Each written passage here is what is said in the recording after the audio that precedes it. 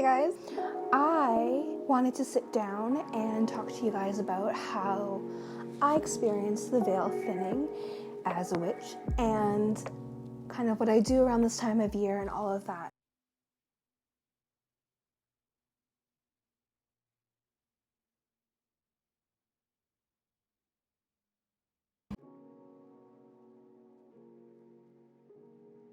Hey guys, my name is Rhiannon and welcome back to my channel. I am a witch and pagan, and today I wanted to talk about all things thinning of the veil and kind of how I experience the veil thinning and what I do about it this time of year, the things that I like to practice and all of that.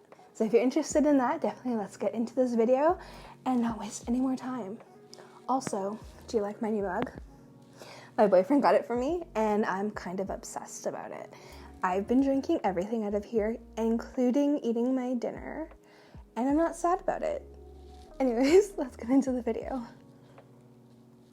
Now, first off, before I really get into this video, let's define what the thinning of the veil is. For me, it's that staticky film between this world and the next that kind of separates people who have passed on from our earthly plane and separates that world from ours.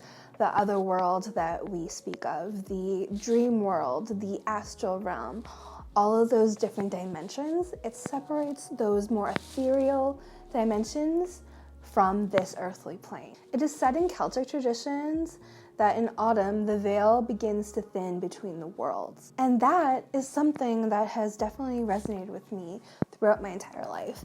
I've always loved this time of year. It's always been my most favorite time of year.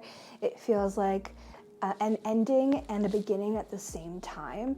And it's very much that. It's a death and a rebirth at the same time. And that's why I think so many people love it so much. They can feel the energy in the air. They can feel the other world starting to come together and touch our world, and we're able to really tangibly feel the other side and suspend our disbelief for the more ethereal realms and the other side altogether. What happens at this time of year?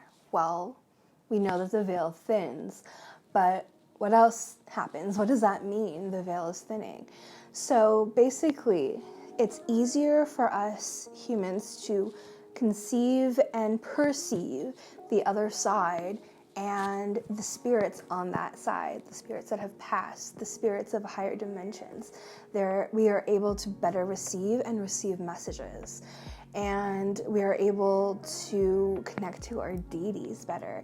We are able to connect to our ancestors better. We are able to hear messages from our spirit guides and from other realms altogether. And it's literally the most magical time of the year because of that. Loved ones are able to better send messages to you and are able to visit you, and you may even be able to see them depending on how open your psychic abilities are. Some things that I have noticed as a trend that may happen during this time of year, that's always happened with me and a lot of people that I know, are things like your dreams becoming more vivid and loved ones being able to visit you in your dreams. And that's something that's definitely happened to me quite often, and that's something that might happen to you. Something you might want to do this time of year is journal your dreams and start a dream journal and do that throughout the year. And it might sound a little weird and hokey to you, but for me, it really helps me cement down what it is that is occurring in my dreams, the trends that are in my dreams, the things that are repeating themselves. And within that repetition are holding messages that need to be revisited, or things that are not being resolved within myself, or things that I need to do, either for protection or whatever. Those are things that are really important to look at. And after looking at it over weeks or months, you're able to really see the things that are starting to trend in your life that you may be able to work on. And without being able to look at that, you're not going to be able to see it as clearly. You may have like breakthrough memories where things that may have been repressed or you didn't remember as well are coming to the surface of your loved ones, and those may hold messages from your loved ones for you to decode and understand.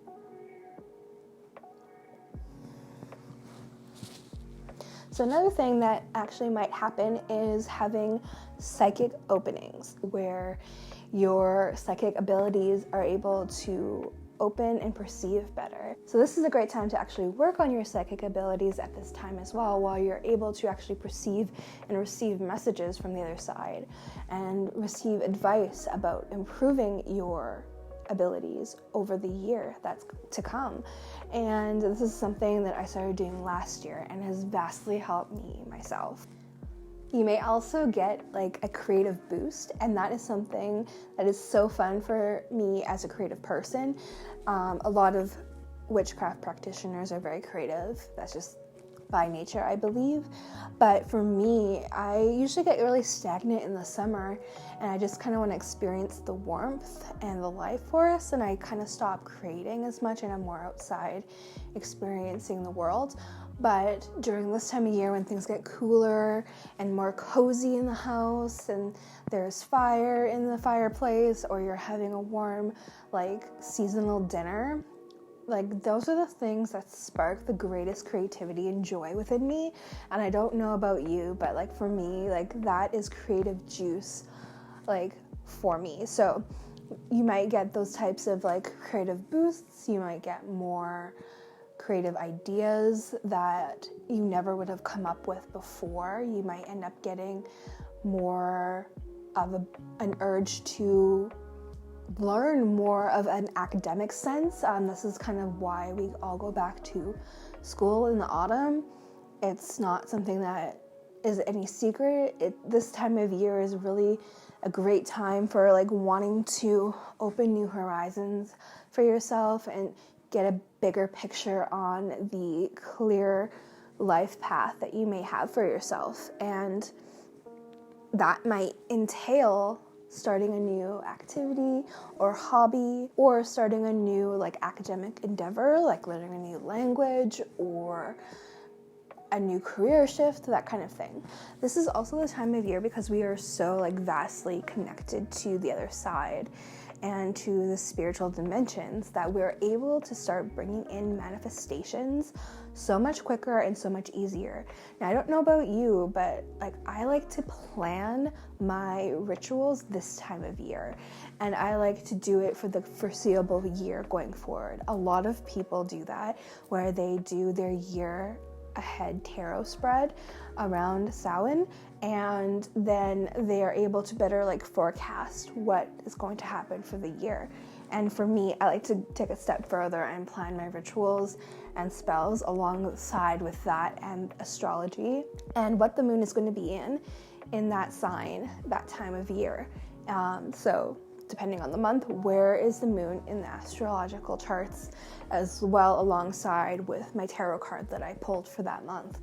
And for me, that's just been like a massive improvement on my practice, to be able to really like forecast what I want to focus on that month, and either destroy or improve upon in that month to get closer to my ambitions and my goals. Getting clear on your boundaries and reestablishing them is another thing that you may want to focus on at this time of year, because we are so closely connected, especially for people who are very psychic already, or are very empathic and are already feeling everyone's emotional charge all the time.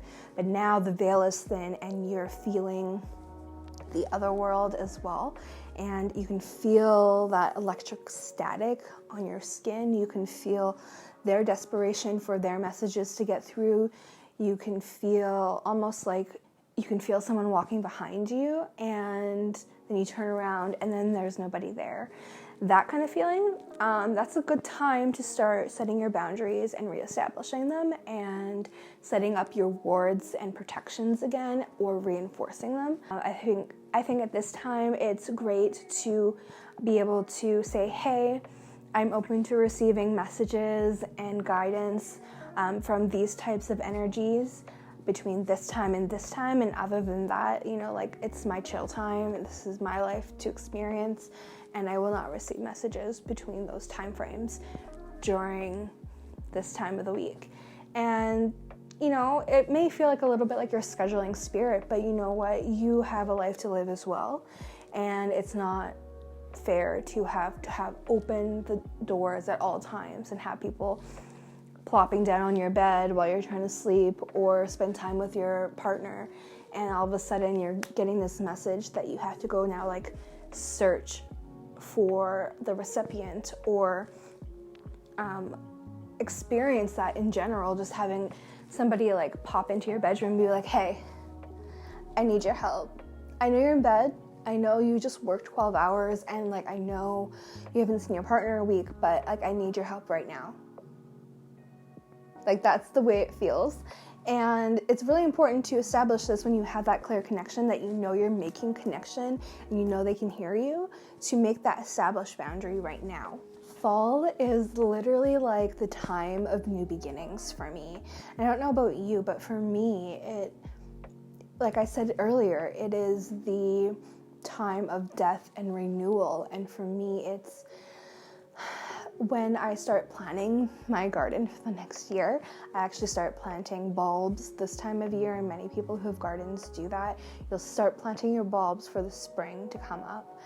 And for that reason, this is the time of like setting your seeds for intention for the following year, which is another reason why I plan my rituals and spells this time of year for the next coming year. And yeah, I may make my adjustments here and there, but just kind of having that general overview of everything really makes a huge difference. Especially while I have that clear view of the other side where I'm able to have like a better like view overall. It's almost like I get like a wide aperture on my life and am able to better see what I want in my life and what could happen and how to better achieve that at this time of year. For me, what this time of year feels like and what the veil feels like is really just that primordial like essence. It just feels dark, but not in the sense of like dark evil. It just feels like the sense of like dark crone energy, like from whence we came type energy. And this time of year, I really feel like I am connecting to that. And it's almost as if that energy is reaching out to me and enveloping me and charging me, almost like a crystal on my altar, like charging me for the year to come and making me more aware of the innate power that I have really within myself that sometimes throughout the year you can kind of forget. It really is that connection from where we came, and I feel like I'm connected to that. I'm connected to my ancestors. I'm connected to the land that I have ancestrally came from, my family had to come from. Whether I know where that is or not, I feel its heartbeat, and I feel the static electricity in the air with that cool, crisp, static electricity on my skin of the spirit world. And that's really how I experience the veil myself. Some things that I think that you should maybe consider if you are trying to prepare for this time of year is cleansing your home and resetting your boundaries and your wards. And this is something that I have to do myself this year because there's been a few things that have happened. Don't even let me get into it. I'm so stirred up about it. But I even fell down the stairs the other day. At 1 a.m, something pushed me on my stairwell. I don't even want to get fully into it. But, and I don't have wards on this house. I wear protection amulets sometimes, not all the time. And I have a few crystals lying around, but nothing like fully established on the house. And like sometimes when I sleep, I'll put like my protective ward up energetically throughout over my loved ones and myself, but I don't really have wards up all the time at all times. I don't have decoys or anything, so that's something I definitely have to do for myself. With that being said, I suggest doing those types of things, either reinforcing your wards if you don't feel like you're really comfortable with bringing them down and then putting them back up again. I would reinforce and cleanse, and then in the spring bring them down and reestablish them stronger, because this time of year lots of things can kind of get in, and it's not like there's an open door, but it's more like a window where things can peer in and see you and you can see them, and that can be uncomfortable for some people. And you know, you never know, you might have a wandering spirit that might be unwanted that stumbles across you one year, and it's a lot easier to get rid of if you are on the defense as opposed to the offense. Another thing I would suggest is carrying grounding crystals with you. Things like black onyx stone, black tourmaline, what else? Smoky quartz, things like that, to help ground your energy. Because especially if you're like a Gemini like me, and you're very airy to begin with, and you're already fairly psychic, most of the time you never touch down onto the earth with your mind. So you could feel like you're floating at this time of year, and it could feel like your energies are being sprawled out outside of yourself, and it's hard to like reach into that energy and like return it to yourself. So for me, carrying grounding crystals, wearing protective sigils for grounding and protection is really important for me to really help stay centered within myself. So yeah, that's kind of how I experience the thinning of the veil. I would love to know, how do you guys experience the thinning of the veil? Do you experience more things like vivid dreams? Do you get more of like psychic downloads of just knowing things? Do you see your loved ones or other entities in your home or around your family? Do you sense messages? Do you end up like automatic writing this time of year? What happens for you, and kind of what do you do this time of year to help gain more of a sense of self and feel like you're a little bit less floaty in the atmosphere? I would love to know kind of like what you do this time of year. Yeah, with all of those ramblings done, I just want to wish you guys a very happy Samhain this year, and let me know in the comments what you guys are doing for this beautiful festival and what your plans are for the next year. And just so you guys know, I finally got the community tab open on YouTube, and I've posted a couple of different polls on there, as well as some suggestions on a podcast. So definitely go over there and give me your 411 on what you would like to see from me and all of that, because I could finally like directly talk to you guys. So comment on there, let's get some conversations started so that I can actually start making a little bit more content based on what you guys want to see. Make sure you guys subscribe to the channel and turn on the bell notification so you don't miss out when I post. I post every single week on Fridays now.